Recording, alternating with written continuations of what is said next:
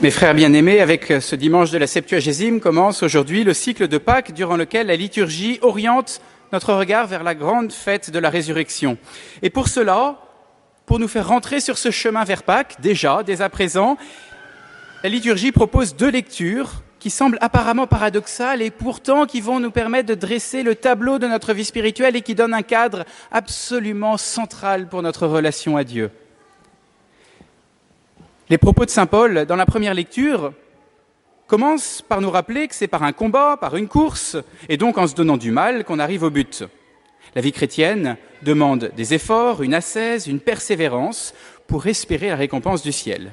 Et pour illustrer son propos, saint Paul va rappeler que parmi le peuple juif, tous ont reçu les grâces, ils sont tous passés par la nuée, ils ont tous passé par la mer Rouge, et pourtant, ils n'ont pas tous plu à Dieu. La transposition, c'est que tous les chrétiens sont baptisés et pourtant nous n'avons pas la garantie par ce baptême d'aller au ciel et de plaire à Dieu. Le Seigneur semble nous dire, par la bouche de saint Paul, ce qui compte, ce sont nos efforts. Et puis vient l'Évangile, avec cette histoire, avouons-le assez improbable, d'ouvriers payés tout autant en travaillant jusqu'à 10 fois moins, où le Christ vient nous dire que vous ayez fait beaucoup d'efforts ou peu d'efforts, cela compte peu, j'ai envie de donner la même chose à tout le monde. Et ici, le Seigneur semble dire, ce qui compte, c'est ma bonté, pas vos efforts. Et on aimerait dire au Seigneur, après ces deux lectures, s'il vous plaît, un peu de logique, il faut savoir, il faut choisir, c'est ou la première lecture ou la deuxième lecture. Mes frères bien-aimés, derrière cet apparent paradoxe se cache tout l'équilibre de la vie chrétienne, tout l'équilibre de notre chemin vers Dieu, tout l'équilibre de notre montée vers le ciel. Cette montée qui doit nous habiter, et j'espère, et ce temps de la Septuagésime qui nous oriente vers Pâques, vers le sommet, eh bien, doit nous y pousser, doit nous renouveler ce désir de sainteté.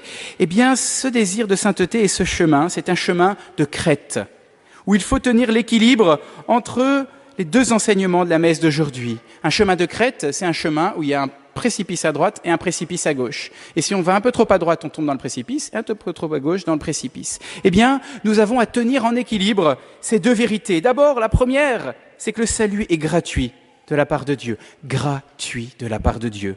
Et la récompense du ciel est un don gratuit de la part du Seigneur, dépassant de loin nos mérites. Voilà l'enseignement des ouvriers, de la parabole des ouvriers de la 11e heure. Ce n'est pas une histoire d'abord de mérite, mais de don gratuit de Dieu. Mais en même temps, il faut tenir avec la même force qu'il faut se donner du mal pour mériter cette récompense. Et ce sont par des actes concrets que nous accueillons la grâce de Dieu et que cette grâce va fructifier en nous. Et c'est ça que nous rappelle saint Paul.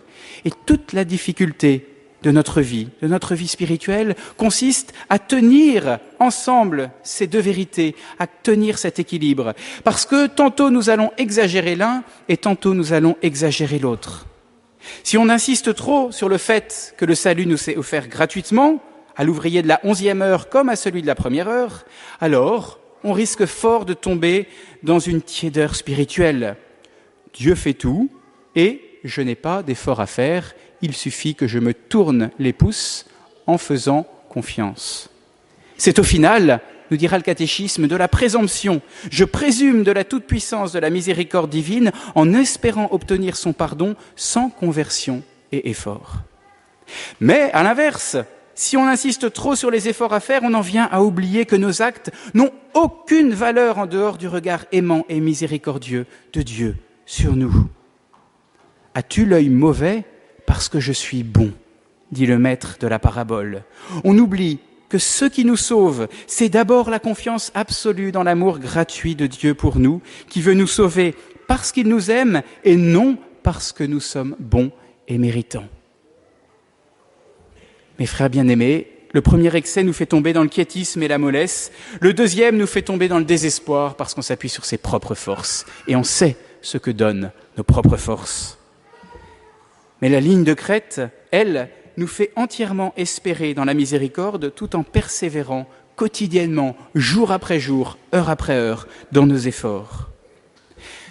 Pour illustrer ce paradoxe, cet équilibre qui est difficile et à comprendre et à vivre, Sainte Thérèse de l'Enfant Jésus, docteur de l'Église, nous offre une image très éclairante. Elle compare nos efforts à ceux d'un petit enfant, tout petit, tout bébé. Il rampe à peine et qui est en bas d'un escalier, un grand escalier. Ce petit bébé essaye péniblement de monter. Ses efforts sont vains par eux-mêmes parce qu'il est trop petit pour y arriver et ses marches sont bien trop grandes. Mais sa mère est là. Elle est en haut, elle regarde son petit bébé et elle prend plaisir à voir l'énergie de son enfant qui essaye et qui essaye et qui essaye. Elle le regarde avec tendresse jusqu'au moment où son cœur est touché, apitoyé, et elle descend le prendre dans ses bras pour le monter avec elle en quelques secondes. Il fallait et la tendresse de la mère pour venir monter son petit bébé, mais il fallait aussi les efforts de l'enfant pour apitoyer le cœur de sa mère et pour lui montrer son désir de monter jusqu'en haut. Cet équilibre, Sainte Faustine nous le donne, nous le montre, l'illustre aussi par sa vie, dans son acte de consécration à Jésus miséricordieux. Je vous invite à vivre, à lire, à vivre, et pourquoi pas à faire en cette année de la miséricorde, en vous consacrant à Jésus miséricordieux. Personnellement, c'est tellement simple. Je désire propager, dit-elle, votre miséricorde en accomplissant les œuvres spirituelles et corporelles de miséricorde, et particulièrement en convertissant les pécheurs, en aidant les pauvres, en consolant les affligés et les malades, en priant pour les agonisants et les âmes qui souffrent au purgatoire. Voilà la partie acte, effort, énergie persévérante. Mais elle continue. Protégez-moi, car devant servir à votre propre gloire, je crains tout de ma faiblesse. Mais en même temps, j'espère tout obtenir de votre inépuisable miséricorde. Sainte Faustine est secrétaire de la miséricorde parce qu'elle a compris qu'elle n'était rien en elle-même. Et elle a incarné cette confiance sans borne en Jésus miséricordieux. Elle connaissait sa faiblesse, sa fragilité, ses incapacités à devenir une grande sainte. Alors elle s'est confiée 100% sur Jésus. Mais en même temps, elle a posé des actes d'amour de Dieu et du prochain. On peut dire qu'elle a mis toute son énergie par ses actes, ses efforts et son combat spirituel à devenir un réceptacle à la miséricorde gratuite de Dieu pour elle. Voilà, mes bien chers frères, quelle doit être notre attitude pour monter vers Pâques, dans ce début de cheminement vers la grande fête de Pâques, pour vivre la conversion qui va nous être demandée pendant le carême, mettre de l'énergie et de la générosité dans nos efforts et de la persévérance dans nos résolutions. Mais en même temps, les faire non pour grandir par nous-mêmes en sainteté, comme par une progression personnelle, pas par nos efforts propres, non, mais pour accueillir de plus en plus le salut gratuit de Dieu. Le lieu où cet équilibre entre ces deux vérités, tout accueillir de la part de Dieu et en même temps faire des efforts avec persévérance, le lieu où ça se vit par excellence, c'est la confession. Pourquoi ?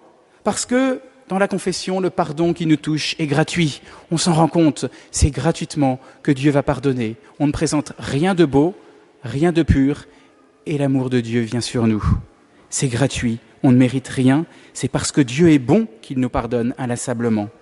Mais en même temps, il faut bien un effort de persévérance, un effort d'humilité pour se mettre à genoux devant le prêtre, 1 fois, 2 fois, 1000 fois, jusqu'à la fin de sa vie, en disant « Je ne suis pas digne de recevoir votre pardon, Seigneur, mais pardonnez-moi quand même, parce que vous êtes bon et miséricordieux. Amen. » Au nom du Père et du Fils et du Saint-Esprit. Amen.